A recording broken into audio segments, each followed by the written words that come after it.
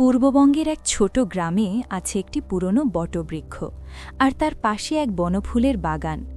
গ্রামের মানুষ বলে রাতের অন্ধকারে সেই বাগান ভয়ে কেঁপে ওঠে। যারা সেখানে যায় তারা ফিসফিস আওয়াজ শোনে এবং অদৃশ্য চোখের দৃষ্টি অনুভব করে। রুমি, শহরের তরুণী, তার বন্ধুদের সঙ্গে সেই গ্রামে আসে ছুটির জন্য। গ্রামের লোকেরা সতর্ক করে, বনফুলের রাতের বাগানে যেও না, যারা গিয়েছে তারা আর আগের মতো ফিরে আসে না। কিন্তু রুমি কৌতূহল থামাতে পারে না। এক রাত চাঁদের আলোয় সে বাগানের দিকে যায়। প্রথমে মনে হয় শুধু ফুলের ঘ্রাণ আর হালকা বাতাস, কিন্তু হঠাৎ বাগানের সব ফুল নাচতে শুরু করে এবং একটি ছায়াময় মেয়ের মুখ তার চোখের সামনে আসে।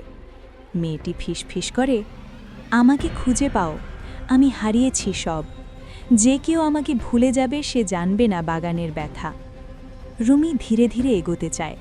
প্রত্যেক ধাপে ফুলের ছায়া তার চারপাশে নাচতে থাকে। মেয়েটির চোখে অশ্রু, তার কণ্ঠে এক নিঃশেষ দুঃখ। রুমি বুঝতে পারে এটি ভূত নয়, এক নিঃশব্দ ব্যথা যা বহু বছর ধরে বাগানকে ধরে রেখেছে। রুমি প্রার্থনা করে এবং মেয়েটির আত্মাকে শান্তি দেয়। মেয়েটি ধীরে ধীরে অদৃশ্য হয়।